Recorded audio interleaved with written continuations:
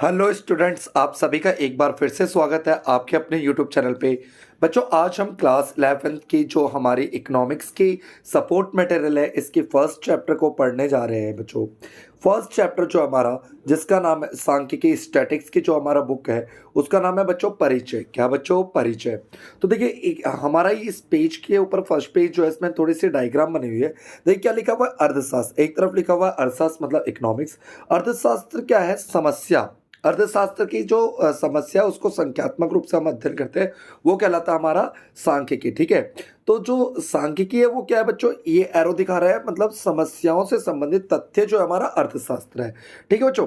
तो सबसे पहले हम एक तरफ का देखते हैं। देखिए, इस चैप्टर के अंदर हम सांख्यिकी में देखिए क्या क्या देखते हैं। सांख्यिकी का अर्थ देखते हैं, सांख्यिकी का क्या कार्य है, क्षेत्र क्या है, महत्व क्या है, ये सब देखते हैं। फिर हम देखते हैं कि सांख्यिकी बहुवचन के रूप में क्या होता है। बहुवचन के रूप में सांख्यिकी क्या है? संख्यात्मक तथ्यों का समूह है। और सांख्यिकी एक वचन के रूप में क्या है? वो है सांख्यिकी विधियों से है, सांख्यिकी विधियों से। फिर हम आंकड़ों का, सांख्यिकी के अंदर हम आंकड़ों का संग्रहण करते हैं, व्यवस्थितीकरण करते हैं, प्रस्तुतिकरण करते हैं, विश्लेषण करते हैं, निर्वचन करते हैं। इन सब चीजों को हम पढ़ेंगे। ठीक है बच्चों। और एक तरफ हम अर्थशास्त्र में अगर देखें, तो अर्थशास्त्र के हम मानवीय व्यवहारों का अध्ययन करते हैं, जिसमें मानव की जो आवश्यकताएं होती है वो क्या होती है? बहुत ज्यादा असीमित होती है। और संसाधन क्या होते हैं? सीमित। ठीक है। तो इन्हीं को इसी का हम अध्ययन करते हैं। इकोनॉमिक्स के अंदर हम क्या करते हैं? असीमित मांगों को किस तरीके से हम सीमित संसाधनों के द्वारा पूरा कर सकते हैं, हम ये चीजें देखते हैं। अच्छा, जब संसाधन जब बहुत ही सीमित होते हैं और मांग अधिक होती है, उसी स्थिति को हम कहते हैं दुर्लभता। क्या कहते हैं बच्चों? दुर्लभता। और दुर्लभता जब ये सारे सिचुएशन बन जाता है, तो फिर हमारे सामने जो समस्या उत्पन्न होती है उसे हम कहते हैं आर्थिक समस्या। क्या कहते हैं बच्चों? आर्थिक समस्या कहते हैं। ठीक है। तो देखो, जब आर्थिक समस्या हो जाती है, संसाधन सीमित हो जाते हैं ना, तो उसमें से हमें बहुत सारी चीजों में से चुनना पड़ता है, तो उसे कहते हैं हम चयन की समस्या। चयन की समस्या। अच्छा, उसमें से हमें प्राथमिकता देखनी पड़ती है, उनमें से सबसे अच्छा विकल्प क्या है। ठीक है। तो आवश्यकताओं की पूर्ति के लिए हम क्या करते हैं? उनमें से चयन करते हैं। ठीक है। तो उसे कहते हैं हम आर्थिक गतिविधि। क्या कहते हैं बच्चों? आर्थिक गतिविधि कहते हैं। ठीक है। देखिए, आर्थिक गतिविधियों में क्या क्या आता है? उपभोग आता है, उत्पादन आता है, वितरण आता है, जीवन के जो सामान्य कारोबार हैं। आर्थिक गतिविधि वे गतिविधियां होते हैं जिसका संबंध धन से होता है। ठीक है बच्चों। उम्मीद करता हूं आपको इतना सा समझ आया होगा। अब देखते हैं, थोड़ी सी कुछ डेफिनेशन से यहाँ पे पढ़ते हैं। अर्थशास्त्र क्या है बच्चों? अर्थशास्त्र कोई भी व्यक्ति या समाज जो वैकल्पिक प्रयोग वाले दुर्लभ संसाधनों का प्रयोग आवश्यकताओं की संतुष्टि के लिए विभिन्न वस्तुओं व सेवाओं के उत्पादन में तथा उनके वितरण में समाज के विभिन्न व्यक्तियों और समूहों के बीच उपभोग के लिए कैसे करें, इसके अध्ययन को ही हम अर्थशास्त्र कहते हैं। देखो बच्चों, इसी डेफिनेशन को मैं सिंपल भाषा में समझाने की कोशिश करता हूँ अर्थशास्त्र की। ठीक है। इसको सिंपल भाषा में समझते हैं। मान लीजिए बच्चे, एक आपका आज बर्थडे है। आज ये है हमारा एक लड़का है, इसको हम मान लेते हैं मिस्टर एक्स मान लेते हैं। इसका बर्थडे है। ये अपनी मम्मा के पास गया और मम्मा से बोलता है, मम्मा 500 रुपीज मुझे दे दीजिए। मैं क्या करना चाहता हूँ? अपने फ्रेंड्स के साथ पार्टी करना चाहता हूँ। मैं मैं फोन का रिचार्ज करवाना चाहता हूँ। मतलब इसके पास बहुत सारे ऑप्शंस हैं। इसकी जो डिमांड है वो अनलिमिटेड है, एंड इसके पास जो रिसोर्स है वो बहुत ही क्या है? लिमिटेड है। ठीक है। तो इस लिमिटेड रिसोर्स का ये कैसे अनलिमिटेड वांट्स को फुलफिल कर सकता है, सीमित संसाधनों से असीमित मांगों को कैसे पूरा कर सकता है, इसका अध्ययन करना ही क्या कहलाता है बच्चों? अर्थशास्त्र। अच्छा, उपभोक्ता क्या होता है? एक उपभोक्ता वह होता है जो अपनी आवश्यकताओं की संतुष्टि के लिए वस्तु और सेवाओं का क्या करता है बच्चों? क्रय करता है, खरीदता है। ठीक है। उत्पादक क्या होता है? वह व्यक्ति जो आय के सृजन के लिए वस्तु और सेवाओं का क्या करता है? उत्पादन करता है, उसे उत्पादक कहते हैं। नेक्स्ट क्या है बच्चों? विक्रेता। विक्रेता वह व्यक्ति होता है जो लाभ कमाने के हेतु वस्तुओं को क्या करता है? बेचता है। ठीक है। सेवा प्रदाता कौन होता है? सेवा प्रदाता वह होता है जो किसी को भुगतान के बदले में किसी किस्म की सेवा प्रदान करता है। उदाहरण के लिए स्वयं के क्या लिखा है ये बच्चों? एक सेकंड, मैं प्रोनाउंस नहीं कर पा रहा हूँ उसे। क्लिनिक में एक डॉक्टर, खुद की क्लिनिक में एक डॉक्टर जो है वो सेवा दे रहा है। ठीक है। कूली एक क्या दे रहा है? सेवा दे रहा है। तो ये होता है सेवा प्रदाता। सेवाधारक क्या होता है? वह व्यक्ति जो किसी अन्य व्यक्ति के लिए कार्य करता है और इसके लिए उसे मजदूरी या वेतन का भुगतान मिलता है, प्राप्त होता है। ठीक है। एक चिकित्सालय में नौकरी करता हुआ एक डॉक्टर, ये क्या है? सेवा हाँ, सेवा धारक है। ठीक है बच्चों, यहाँ तक मैं समझता हूँ कि आप लोगों को समझ आ रहा होगा। अगला क्या लिखा हुआ है बच्चों, गतिविधियाँ। क्या लिखी हुई है, गतिविधियाँ। गतिविधियाँ जो होती है दो तरह की होती है, एक होती है आर्थिक गतिविधियाँ, एक होती है हमारी गैर आर्थिक गतिविधियाँ। आर्थिक गतिविधि क्या होती है बच्चों, वे सभी गतिविधियाँ जो अर्थव्यवस्था में आय के प्रभाव को बढ़ाती है, वृद्धि करती है, उसे आर्थिक गतिविधि कहते हैं। उदाहरण के लिए उत्पादन हो गया, उपभोग हो गया आदि। ठीक है, ये सब हो गई आर्थिक गतिविधियां। अगला देखिए क्या लिखा हुआ है, गैर आर्थिक गतिविधि क्या होती है, वे सभी गतिविधियां जो अर्थव्यवस्था में आय के प्रवाह में वृद्धि नहीं करती है, गैर आर्थिक गतिविधियां कहलाती है। उदाहरण के लिए रक्तदान।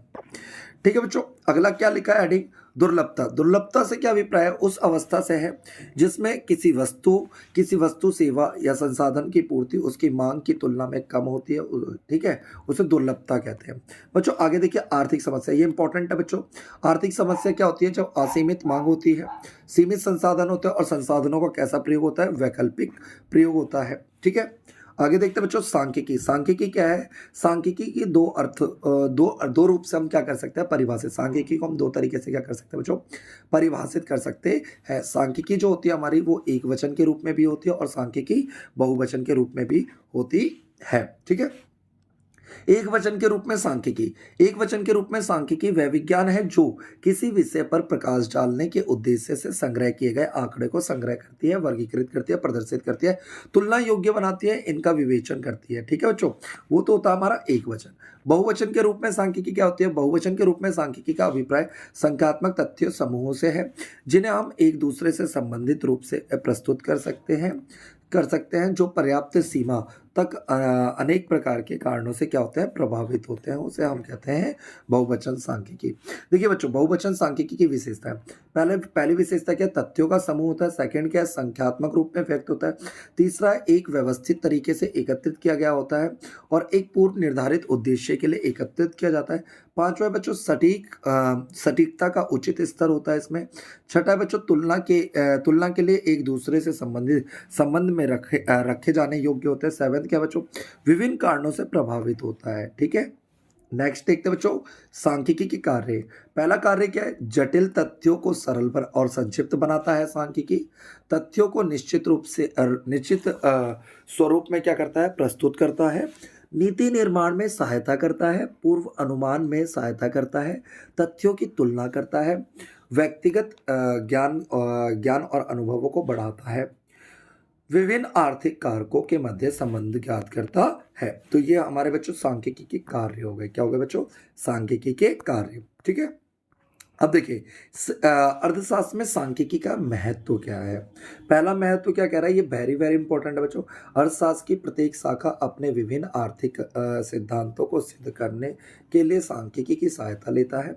आर्थिक समस्या को समझने और हल करने में सहायता करता है, बाजार संरचनाओं का अध्ययन करने में सहायता करता है, गणितीय संबंध स्थापित करने में सहायता करता है, विभिन्न आर्थिक अवधारणाओं में व्यवहार के अध्ययन में सहायता करता है, आर्थिक नीतियों के प्रभाव का मूल्यांकन करने में क्या करता है बच्चों, सहायता करता है। अब देखिए अगला हेडिंग क्या लिखा हमारा, सांख्यिकी के क्षेत्र। आज के युग में सांख्यिकी एक महत्व बहुत ज़्यादा बढ़ गया है। ऐसा कोई क्षेत्र प्रतीत नहीं होता है जहाँ सांख्यिकी का प्रयोग नहीं होता। विभिन्न क्षेत्रों में सांख्यिकी का प्रयोग होता है। सभी क्षेत्र जैसे कि बैंकिंग, राजनीति, आर्थिक अनुसंधान, व्यवसाय जैसे में सांख्यिकी का प्रयोग होता है। सरकार को कुशल प्रशासन और नीति निर्माण के लिए सांख्यिकी की आवश्यकता होती है।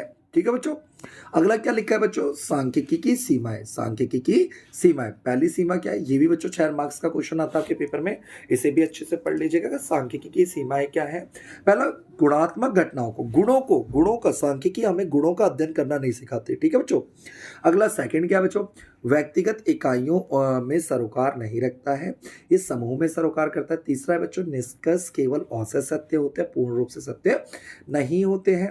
चौथा बच्चों, केवल विशेषज्ञ ही इसके सबसे अच्छा प्रयोग कर सकते हैं।